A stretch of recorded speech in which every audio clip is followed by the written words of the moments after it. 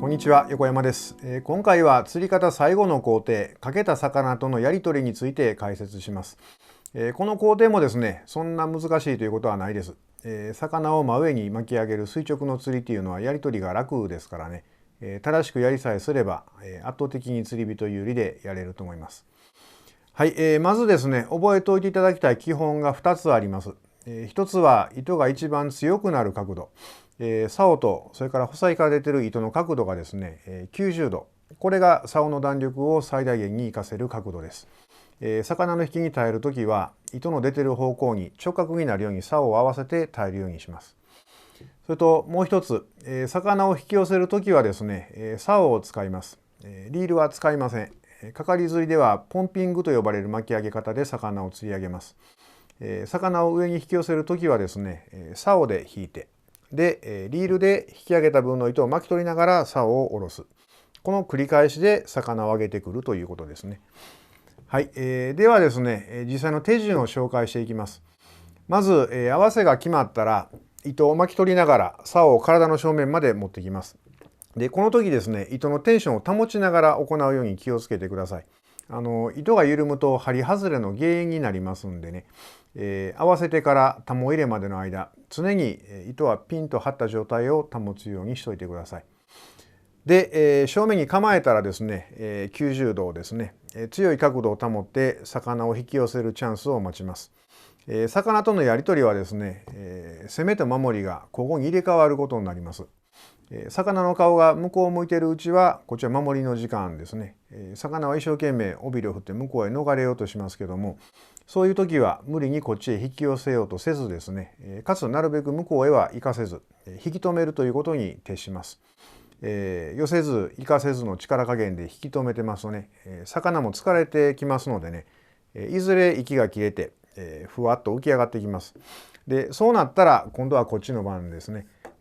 竿を起こして、顔をこっち向かせてですね、そのまま魚を引き寄せます。で、引き寄せたら寄せた分の糸をリールで巻き取りながら竿を下ろします。巻き取るときはですね、糸のテンションをやはり緩めないように、なるべく素早く行ってもらうといいと思います。で、まだ魚が回復してないようであれば、釣り人の攻撃が続きます。魚の顔がこちらを向くうちはですね、この作業を繰り返して、魚を引き寄せていくということですね。で、魚が回復すると反転してまた突っ込んでいきますんでね、そうすると攻守が入れ替わるということです。もう一回強い角度で耐えて、魚が疲れるのを待つ。この繰り返しですね。やり取りの最中に気をつけるべき点はですね、まず竿の角度、90度が一番強いということですけども、竿がこれ練っていけば練っていくほど弱くなっていきますんでね、一番仕掛けの強度が弱くなるのは、竿が糸に対して水平の状態になった時ですね。いわゆる竿を乗されるという状態ですけども、もうこうなると竿の弾力はゼロですね。ですからそうならないようにですね、強く突っ込まれた時は、耐えきれなければ少しずつ糸を出して、角度を保てるように対応します。で、こういう時にですね、糸の出を調整せんといきませんので、ドラグがついているリールでもですね、弱めに設定しておいて、で、細かい調整は指でスプールを押さえて調整した方がいいと思います。で、もしですね、竿を乗されてしまったら、その時は乗された分糸を出してですね、竿を立て直すということですね。やり取り全般に関してですけども、もし片手で難しいと思ったらですね、両手を使ってやられてください。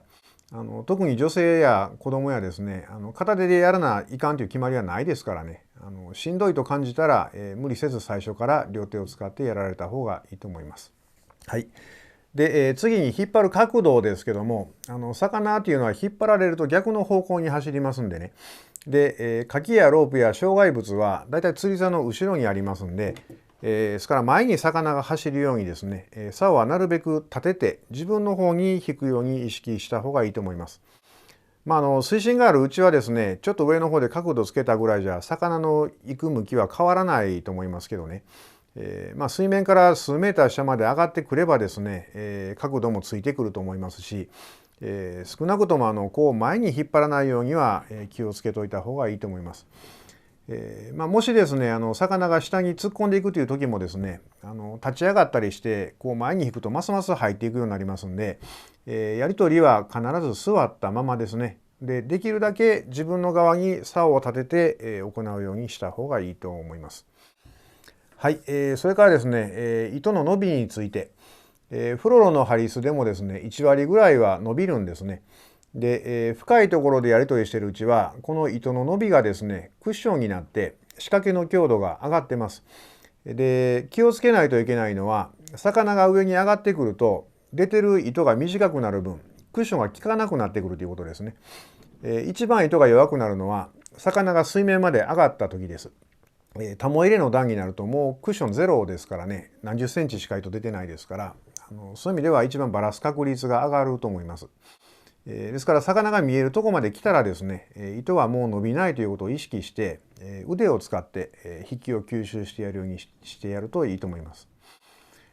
魚はですね水面まで来て釣り人の顔を見ると釣り竿の下に潜り込んでいこうとすることがありますんでね、これは腕を下げて竿を下に向けてかわすようにしてください。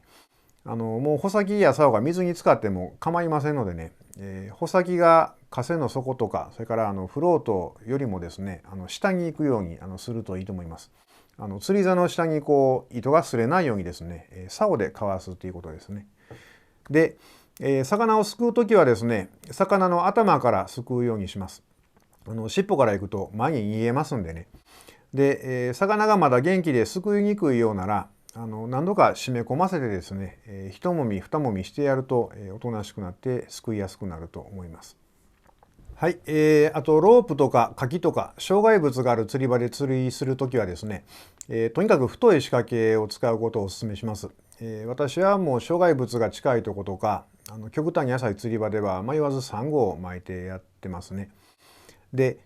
万が一ロープに巻かれたらですね、すぐ引くのをやめて、糸を緩めて待ってみてください。魚は引かれなくなると途端に止まりますんでね、運が良ければロープをまた巻き返してきて、取れる可能性もあるかもしれません。まあ糸に傷もつくでしょうしね可能性はだいぶと低いですけどね。はい。最後にですねやり取りの一番のコツですけども、合わせてですね乗った時点で安心しないということです。喜ばない、喜んでもいますけど、だいたい私も無駄口聞きながらやり取りしている時なんか、思い出すろくなことがないですね。後で逃がすにせよ持ち帰って食べるにせよですね、かけた以上は責任持って取り込むという強い意志でですね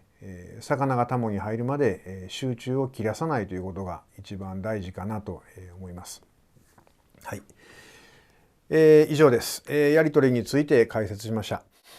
これでですね入門編で予定してた内容は全部紹介終わったんですけどね次回あと1回ですね、ちょっと紹介をはしょった部分もありますしここまでの内容を釣果に結びつけるコツなんかをお伝えして、次回で締めくくりたいなというふうに思います。はい、それではまた次のビデオでお会いしましょう。ごきげんよう。